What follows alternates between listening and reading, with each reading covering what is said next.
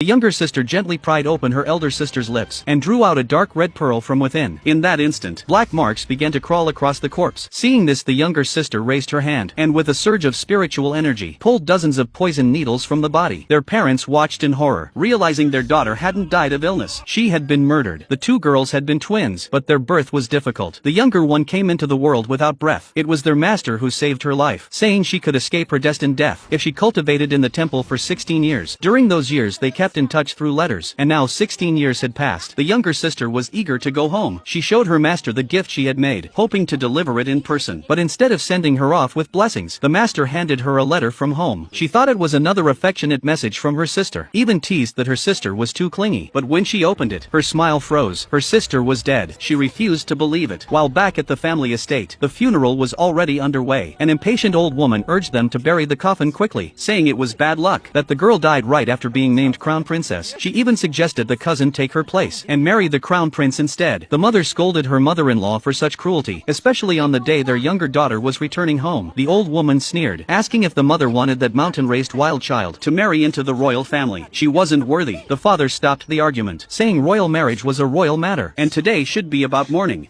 not scheming. But the old woman refused to listen and ordered the burial to begin. Before the coffin could be lowered, the younger sister arrived. Her mother wept and held her tightly, but the girl's first words were to demand the coffin be opened. She said her sister had a fate of long life. She could not have died of illness. There had to be something wrong. Her request was immediately opposed by the cousin, who said the dead should rest in peace. The grandmother claimed opening the coffin would disturb the spirit. Even the father told her to stop, but she stood firm and opened the coffin herself. When the lid creaked open, everyone froze. 36 silver needles gleamed beneath the skin. Her sister had been tortured to death. The father's knees gave out. He swore to find the killer. The younger sister vowed that no matter who it was, even if they wore a crown, she would avenge her sister. The placement of the needles told her they had been used over several days, meaning the killer was someone in the household. After the burial, she stepped outside, where a luxurious carriage waited. A guard stood by, shouting for her to stay back. His master inside was convulsing. The girl's sharp eyes saw the truth. He wasn't ill. He was poisoned. The poison had already entered his organs. Without treatment he would not last the night. Only she could save him. The guard accused her of cursing his master and produced a bottle of pills from the imperial consort. She took one look and told him those pills would kill him faster. Her confidence startled him. He finally allowed her to try. Without hesitation she drew out silver needles. But when she pressed toward a fatal acupoint, the guard panicked. He said only the legendary Dr. Foam could use that point safely. Anyone else would cause instant death. The girl calmly replied she was better than that old man. Moments later the man's breathing eased. The guard dropped to his knees apologizing. She ignored him and explained that the poison had damaged the man's legs. Recovery would take time. She scribbled a prescription and told them to return in half a month. The guard looked uneasy at her hurried handwriting, but the man ordered him to follow it. He suspected this young healer was Dr. Feng's hidden disciple. Later the girl visited her sister's old chamber, where the loyal maid burst into tears upon seeing her. The girl comforted her, then asked if anything unusual had happened before the elder sister's death. The maid said no, only that the young mistress had refused to rest, always waiting for her sister's return. The girl asked about the night pearl. That pearl could preserve a body for 7 days, meaning someone used it to hide the torture marks. The maid hesitated, then whispered that she had seen the cousin secretly slip the pearl into the corpse's mouth at midnight. The girl's fury ignited. Now she understood why the cousin had tried to stop her. She stormed into the main hall, where her grandmother was persuading her father to visit the palace and beg the emperor to name the cousin as the new crown princess. The girl stepped in and said flatly that the cousin wasn't worthy. The grandmother snapped back, calling her an uncultured wildling. Just then a servant entered, announcing the crown prince's arrival. The old woman's tone changed instantly. She assumed he had come for the cousin, but the prince had his own agenda. He knew the Tang family's influence could secure his claim to the throne, so he came to propose marriage to the Tang family's second daughter. Mistakenly, he addressed the scheming cousin. Her heavily painted face nearly startled him, but for power's sake, he forced himself to continue. He declared he would marry the second daughter, and asked if she was willing. The cousin misunderstood, thinking he was confessing to her. Feigning modesty, she said her status was too low. The prince promised to request the emperor to name her Princess Chowan, and said the decree would be announced tomorrow. Then he left. The cousin was ecstatic. She ran to tell her grandmother, and ordered her uncle to prepare her dowry. But as she turned around, a blade flashed across her face. Blood streamed down. The younger sister stood there holding a sword, and in her other hand, the glowing night pearl. She asked quietly if the cousin recognized it.